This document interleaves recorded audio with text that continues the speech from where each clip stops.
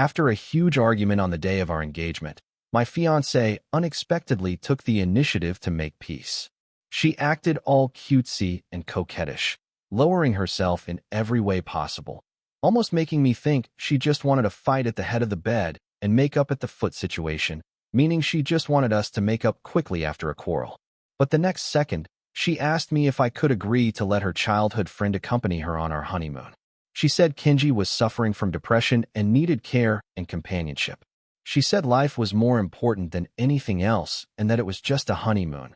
Why couldn't I make a little concession? Anyone would think I must have immediately lashed out and furiously scolded Iris. But unexpectedly, I felt no anger at all. Instead, I politely and respectfully smiled as I sent her out the door. I reminded her, remember to bring sunscreen and don't forget your hat and parasol. Make sure to stay safe. My fiancé cheered joyfully, hugged me and said, Damon, you're the best. I'll definitely make it up to you properly when I get back. But what she didn't know was when anger reaches its peak, you just want to laugh. The weather is getting cold, and it's about time the Kaido Corporation went bankrupt. Chapter 1. Hubby, do I look good today? Early in the morning, Iris, dressed in a red dress paired with sexy stockings, was sitting on top of me. Her legs lightly brushed against the skin around my waist, sliding upward toward my thighs. First thing in the morning, my blood instantly surged. Suppressing my primal urges, I intended to pull her off me, but before my hand could even touch Iris, she panicked a little and quickly got off with an unnatural expression. She said, a friend of mine has been feeling down lately, and the doctor suggested I take him out for some fresh air. She hesitated for a moment, then finally explained, it's Kenji. Kenji, Iris's childhood friend, they grew up together. But during high school, Kenji's family business failed, and they barely managed to pay off their debts by selling their house. After moving away, they lost contact for a long time. Until about a year ago, they reunited. Since then, 8 or 9 out of every 10 arguments between Iris and me were because of Kenji. She said Kenji had developed depression and needed care and companionship. What a joke. Supposedly, he attempts suicide dozens of times a day, yet is still alive and well. Because of him, on the day of our engagement party, she abandoned me to face all our relatives and friends alone just to cheer Kenji up. I was speechless inside. Clearly, all her early morning affection today was just to set up a smooth excuse to leave. I smiled slightly and said, then you should hurry and go, stay safe. I got up from bed and silently went to the bathroom to wash up. Seeing that I agreed, she seemed surprised. After all, in the past year, just hearing Kenji's name was enough to trigger a fight between us, let alone agreeing to let them go out together. She didn't overthink it. Joy lit up her face. Clearly, she thought that the little sweetness she threw at me earlier was enough to make me satisfied. She said, it'll be quick, just 3 months. 3 months. Even the honeymoon trip we had planned wasn't supposed to last 3 months. Originally, I had planned to have a proper, honest conversation with her today, either make it work or break up cleanly without wasting each other's time. Now it seemed there was no need to bother. I thoughtfully reminded her, remember to bring sunscreen and don't forget your hat and parasol. She replied, MHM, I've already packed them. She asked, hubby, do I look good today? I replied, MHM, you look the best. She said, that's great, I thought so too. She cheered joyfully like a child who just received a gold star, unable to contain her happiness. I quietly finished washing up and getting dressed, then looked at her one last time and said, come on, I'll walk you out. She happily nodded. Along the way, I pulled her suitcase while she clung to my arm, gentle and graceful. We looked like a newlywed couple heading off for our honeymoon, but I knew her happiness wasn't because of me. Just as we stepped out of the elevator, she suddenly grabbed my arm. I looked up and saw Kenji standing outside our building, dressed in a suit and holding a bouquet of roses. At that moment, anyone would have thought he was there to propose. Iris's hand on my arm tightened. I could clearly feel her nervousness, her excitement. Her eyes were full of joy. She really cared. I had never seen Iris look at me with eyes like that. She said, all right, give me the suitcase. Don't let Kenji see you carrying it. I'm afraid it'll upset him. I nodded and handed her the suitcase. She stood on tiptoes, trying to kiss me on the cheek, but I stopped her. I said, don't smudge your lipstick. Iris beamed like a flower in full bloom, tapping my chest lightly with her finger. She said, "Why are you being so good to me today? When I come back, I'll make it up to you properly, to make up for the regrets from our engagement party, okay?" I simply smiled and said nothing.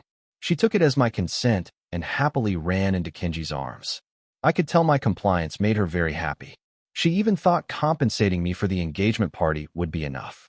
Before, she always had countless excuses to reject me or simply didn't feel the need to make any. Watching her walk away arm in arm with Kenji, for the first time, I felt truly at peace. I thought such a hurtful sight would have torn me apart, but this time there was no pain. If I'm lucky to have her, that's a blessing. If I lose her, that's just life. I choose to let go and choose to free myself. I won't wait for her anymore. Chapter 2. After returning home, I took another look around the wedding apartment and memories flashed through my mind like a PowerPoint presentation. Finally, everything froze on the image of Iris running toward Kenji. After a long while, I shook my head with a bitter smile and pushed all those painful scenes out of my mind. It was only while packing that I realized everything in this wedding apartment had been arranged by me and me alone. When I tried to find something that Iris had set up, I couldn't find a single thing. I only took my own luggage. As for Iris's belongings, I had someone pack them up and send them to her old apartment. I left the rest of the wedding home to an agency to deal with. Back in university, it was love at first sight for me with Iris, but she didn't like me at all. It was only after persistent efforts that she finally agreed to date me. Nothing special, just because I was willing to throw money around and humble myself to please her. Whether it was the money I spent at the beginning or the deep affection that followed, I always treated her with endless patience. Because of this, even though my family didn't understand or support me, they still respected my choice. Until the day of our engagement party, after receiving a phone call, she simply grabbed her bag and said, "Something happened to Kenji." Then right in front of everyone, she ran off to another man. Just because her best friend Clara called her saying Kenji was about to commit suicide. That night, by the time I finished handling everything, it was already late. I called her countless times but couldn't get through. She didn't return home until the next afternoon. I immediately expressed my displeasure, but Iris didn't even let me finish before scolding me. "Kenji has severe depression. What if something happened to him? Could you take that responsibility? Could you at least have a little empathy?" At that moment, I finally understood everything. Her best friend Clara had told me was true. In the photos Clara sent me, Iris was hugging Kenji, looking like a pair of reunited lovers. What Iris felt for Kenji was not sympathy. In her eyes, even my so-called love couldn't compare to a single word from Kenji about suicide. So I didn't lower my head and yield like I used to. Instead, I chose silence. My silence infuriated Iris. She smashed the wedding apartment I had arranged into pieces, then cried pitifully by herself.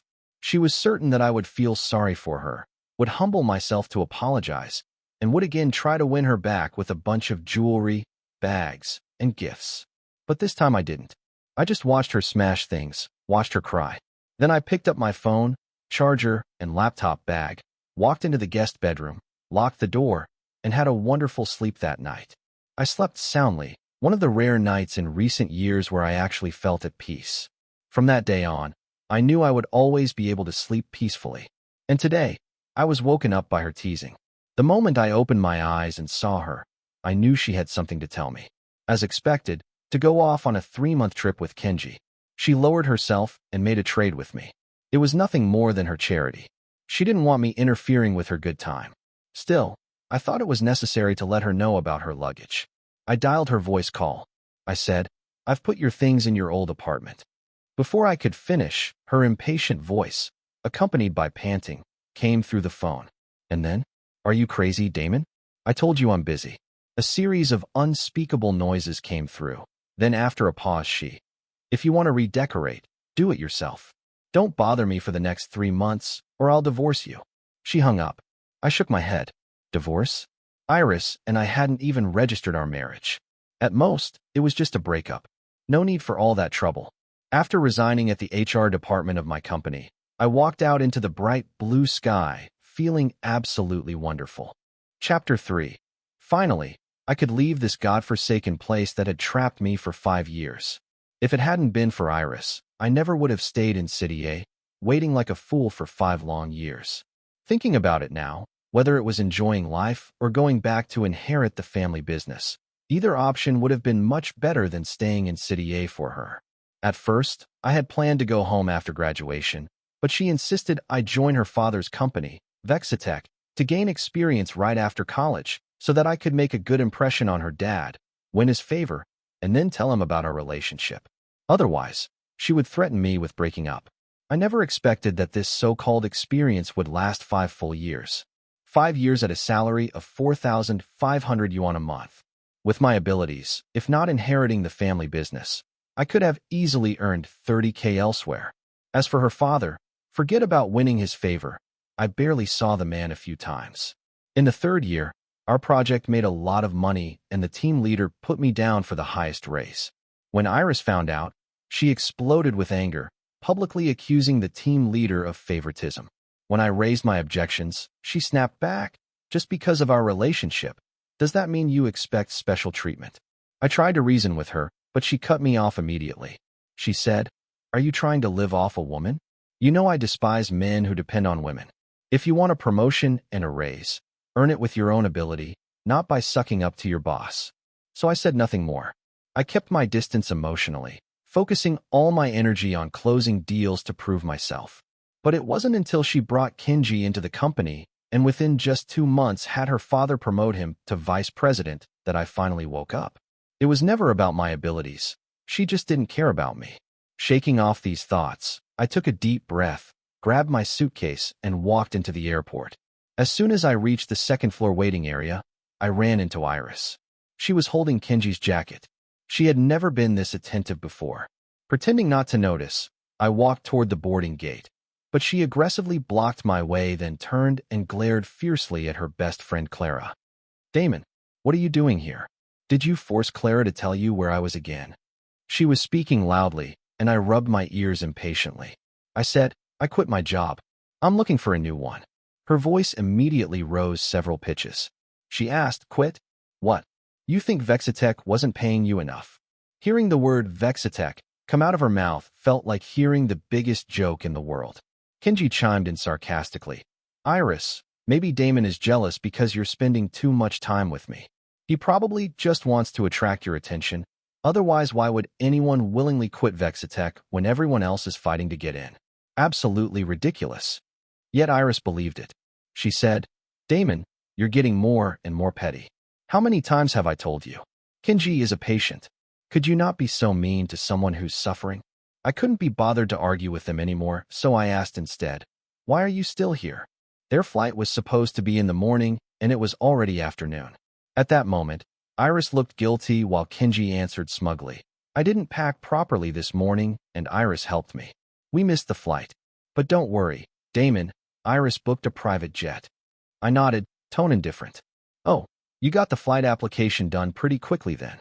I turned to leave, but Iris grabbed my arm again and demanded, "Are you really that eager to see me go? Where are you going? Are you planning to find some side chick while I'm away?" What a joke. She was the one entangled with another man.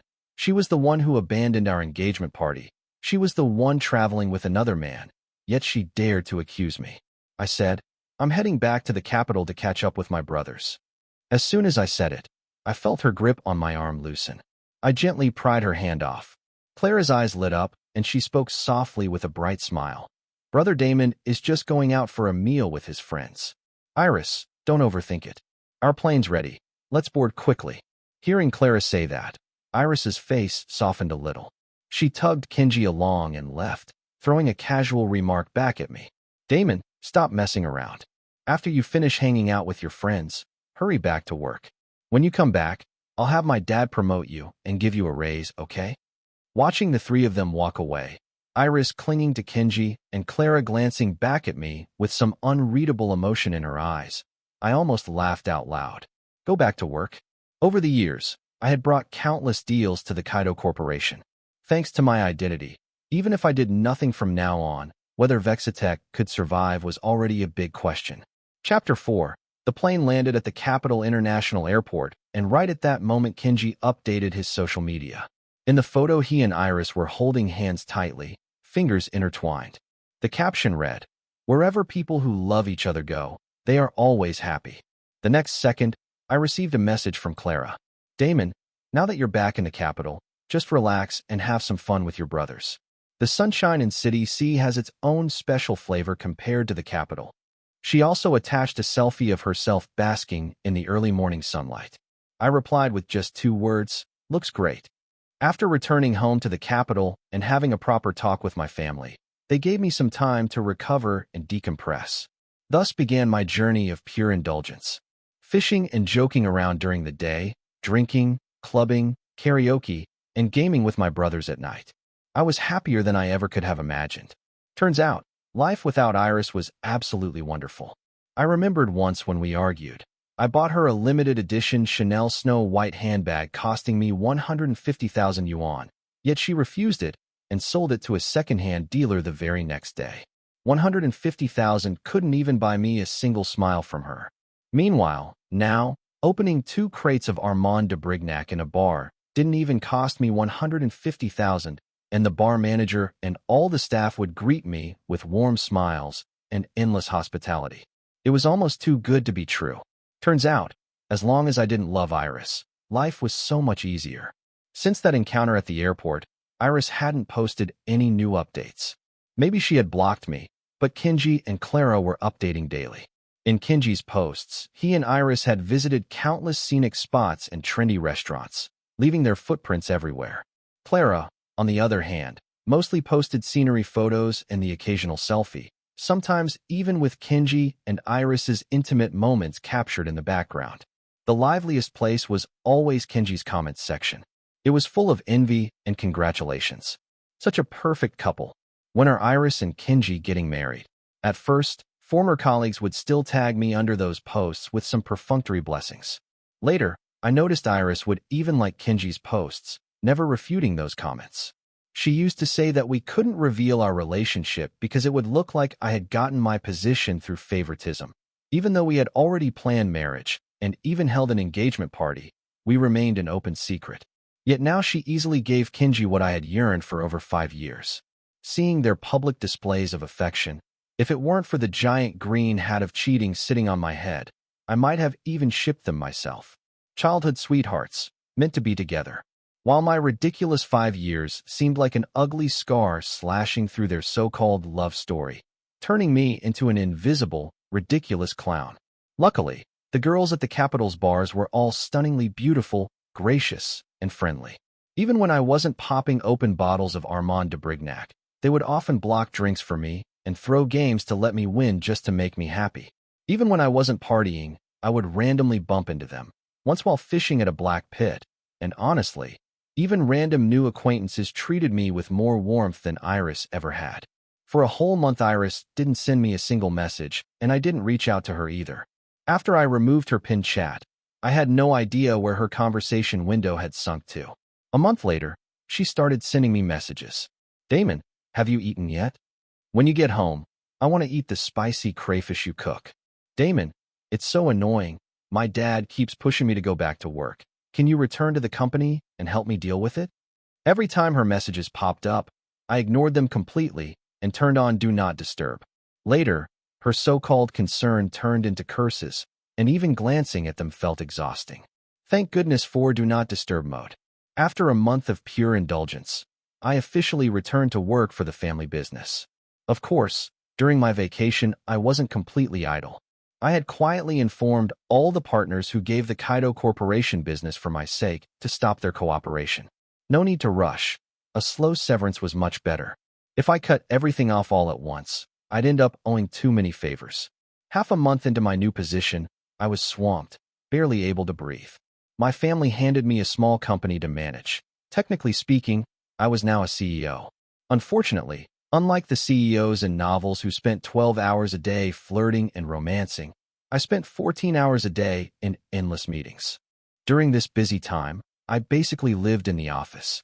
One night, just as I lay down in the tiny bedroom attached to my office, Iris called. Groggily, I fumbled for my phone and answered without thinking, only to realize it was a voice call from her. Before I could even hang up, her arrogant voice came through. I just landed. I'll be home in an hour. I want to see spicy crayfish waiting for me. I stared blankly, then said, "Are you insane?"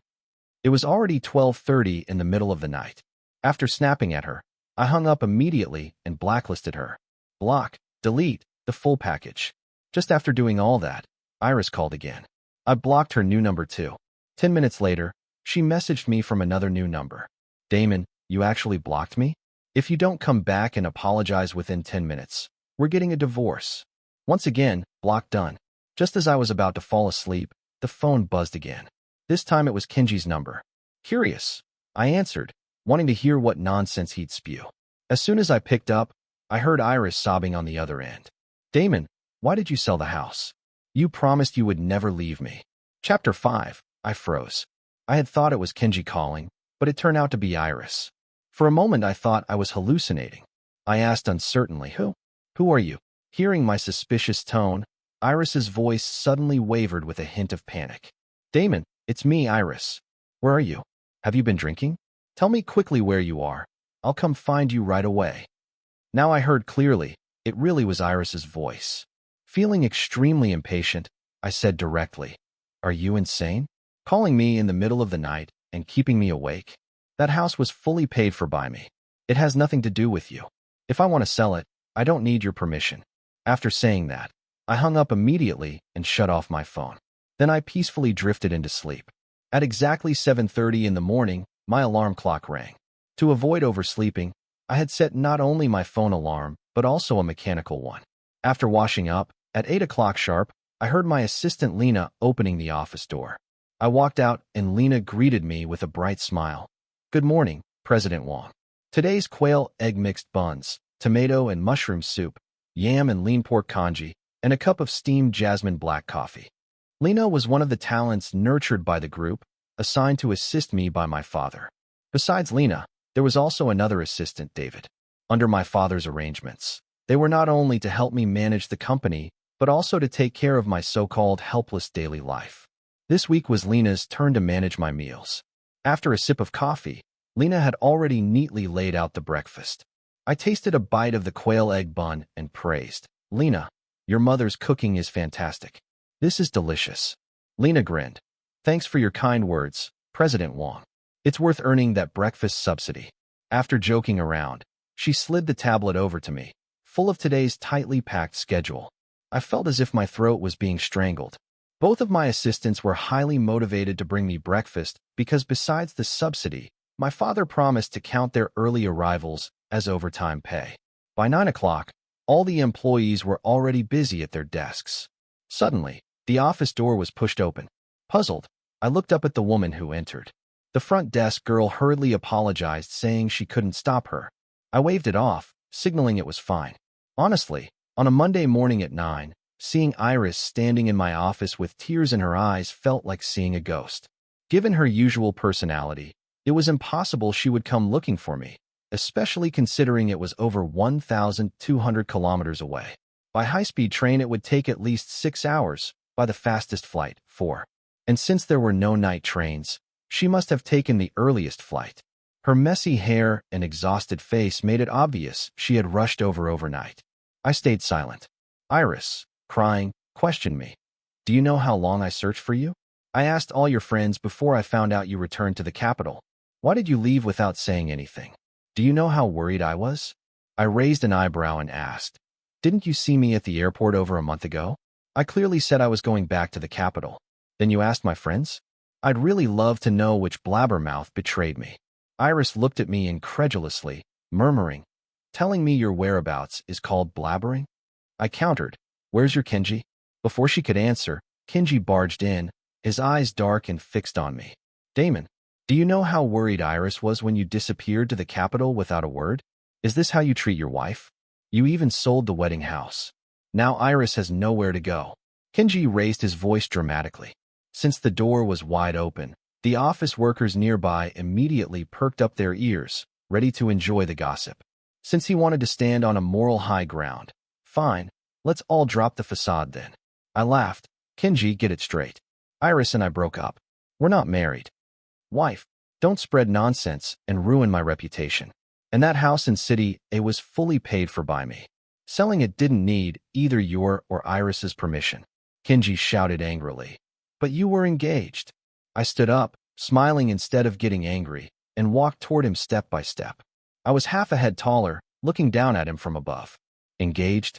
During the engagement party, you staged a suicide attempt. Iris ditched all the guests to rush to your side, and then you two went off on a honeymoon together. Tell me, who exactly was I engaged to? You used depression as a cover, pretending to kill yourself dozens of times, but still alive and kicking. Honestly, thanks to you. If you hadn't caused so much drama, I might have really ended up marrying Iris and would have had to deal with a messy divorce later. Kenji was speechless. Iris's face turned deathly pale. I continued coldly. And now since Iris and I broke up, didn't I conveniently make room for you two? You already went on your honeymoon together, yet you still haven't gotten her to marry you? Maybe the problem is that you're just not good enough. Hearing that, Kenji, furious, swung a punch at me, but Lena reacted faster, grabbing his fist and shoving him back. No wonder my dad personally handpicked her as my special assistant. This reflex and competence were impeccable.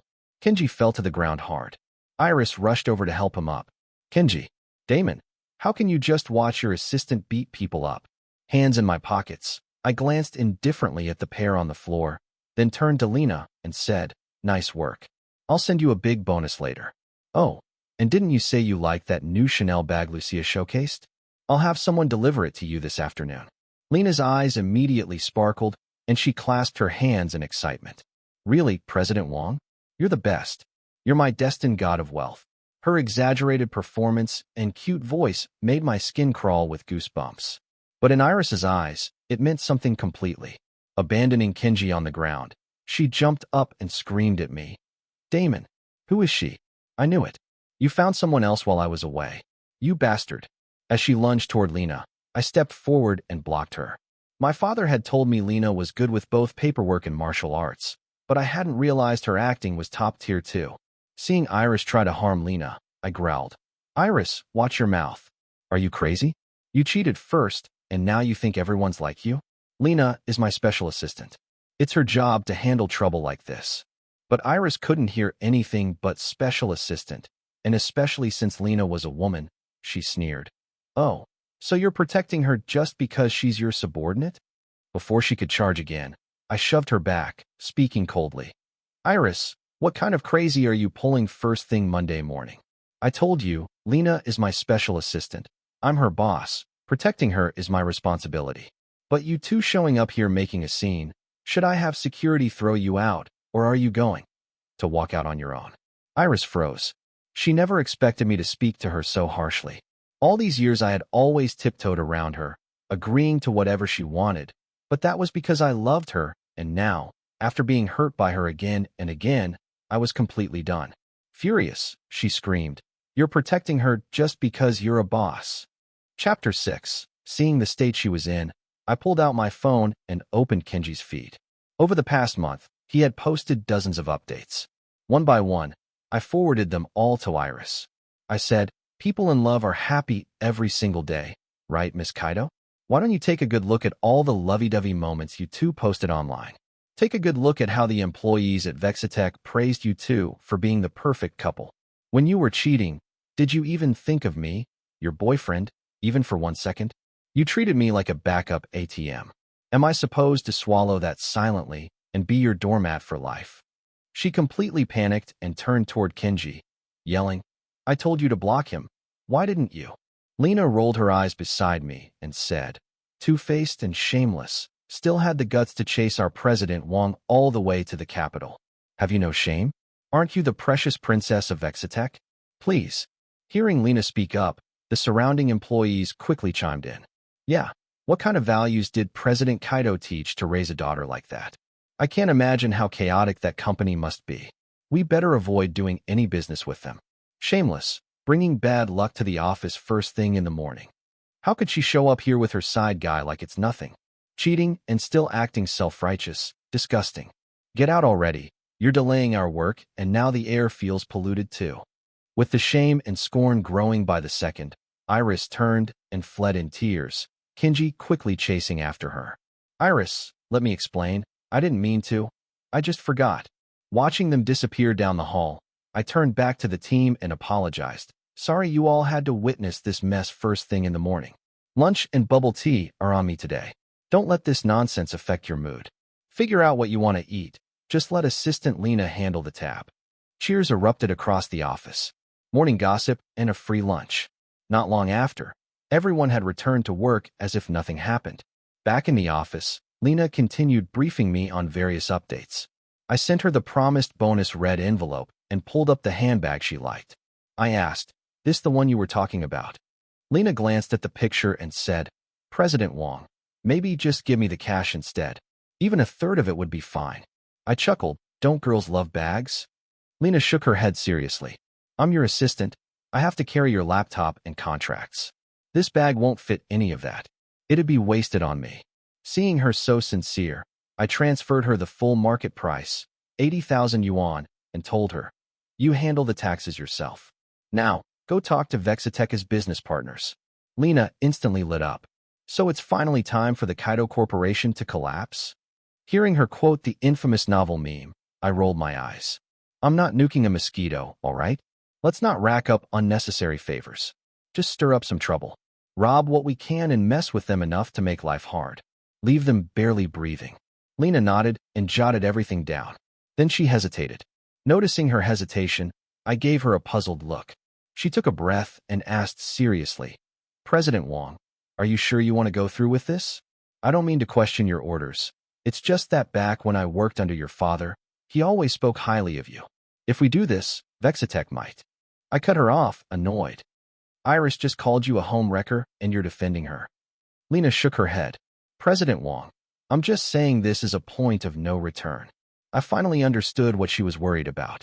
I said, "You're still the same as always, but don't worry, there's no chance I'll get back with Iris. I'm not that forgiving." Lena was afraid that if she carried out these sabotage tasks and I ended up reconciling with Iris, she'd not only waste her efforts, but also risk retaliation. She had always put the company first. She was a child our family had sponsored when she got into Capital University. She even came to our house to express gratitude. During college, she worked part-time to support herself, refused further aid, and survived on scholarships. She turned down other job offers to intern at our company, saying it was her way of repaying us. So many years had passed.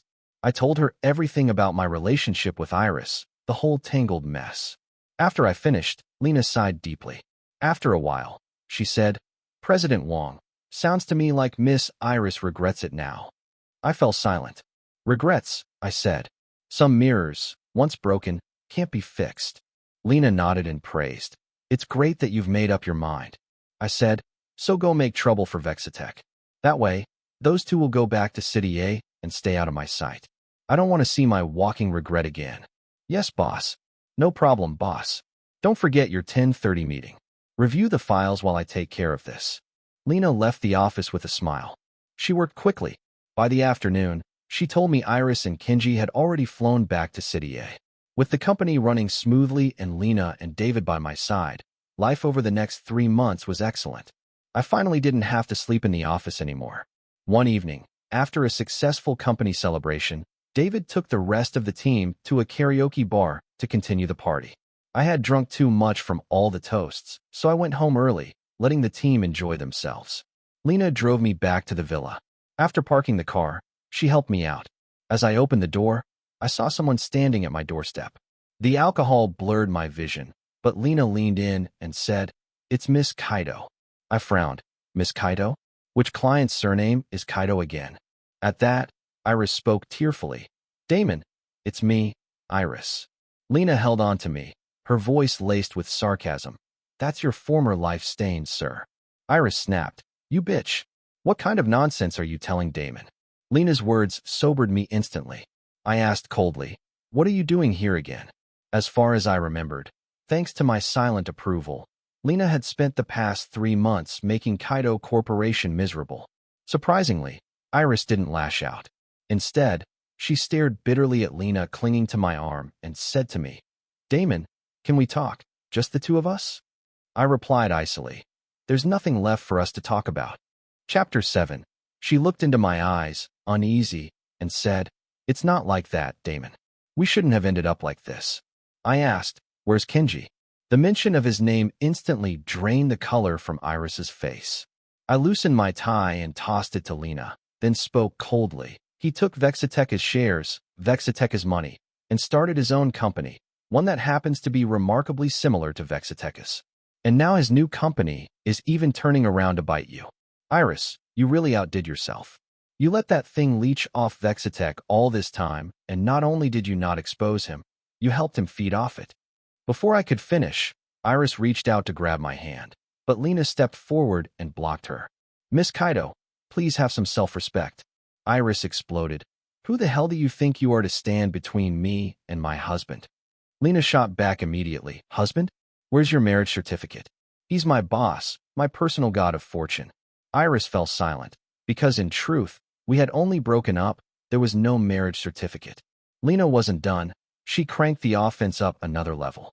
Miss Kaido, rushing over to my boss like this, what is it you want? To rekindle old flames, or are you really just eyeing his money? You were the one who wanted to have it all. Now you think you can show up and act like nothing happened? Please. My boss is young, handsome, and rich. There's a line of women trying to date him. Miss Kaido, stop embarrassing yourself. I'm being polite here, don't make me stop. But Iris didn't seem to hear any of it. She yelled, You're saying all this because you like Damon, don't you? Let me tell you, he's always loved only me. Then, as if she were proud of it, she went on to list all the things I'd done for her over the years, every sacrifice, every sweet moment. Even though I'd already moved on, hearing it all said out loud just made me laugh at myself. How foolish I'd been. My parents had fought with me over this, and now I think not slapping some sense into me back then was an act of extreme mercy, truly. Those who are loved become fearless. Lena listened silently, then asked with a blank expression, Oh, so did you cherish him then? Tell me, Miss Kaido, why did it all come to this? Iris was speechless. Lena continued, My boss gave you everything he had, and you turned a blind eye and threw it all away. A man like him, you never deserved his love. Her words hit Iris like a ton of bricks. She stood there, tearful, shaken, retreating a few steps in disbelief. She whispered my name like a plea. Damon, is what she said true? I replied, Lena told the truth. Even outsiders could see it. You couldn't, because you were blind. I said no more. I stepped past her into the villa, and Lena followed behind me. We left Iris sitting alone on the gravel path by the door. The next morning, Lena made breakfast as usual. I saw her step outside and have a short conversation with Iris, who had apparently sat there the entire night. Not long after, Iris was gone. While I was eating, Lena told me she'd convinced her to leave. I gestured for her to go on. She said, I told her President Wang doesn't like women who are weak and useless. If she didn't go back soon, Kenji would eat Vexatec down to the bones. And just like that, she left. I couldn't help but laugh. Lena sure knew how to dig a trap. Thanks to her, from the day Iris left, my world finally went quiet. Maybe she gave up, maybe Lena's hole was too deep to climb out of. Either way, it didn't matter to me anymore, because I had a promise to fulfill for Lena. She had once messaged me, Damon, it's been a long time. It's already been 8 years since we last met. I replied, Lena, my dad sent you to assist me. Can't believe he was willing to send someone as talented as you. She asked then, President Wang, do you have the confidence to return to the head office? I answered, of course I do. She said, then give me a promise, President Wang. What do you want? She replied, I'll slay demons for you. You just be my god of wealth. And I told her, of course, from now on, we'll buy 2 hams, one to slice and one to stomp on for fun.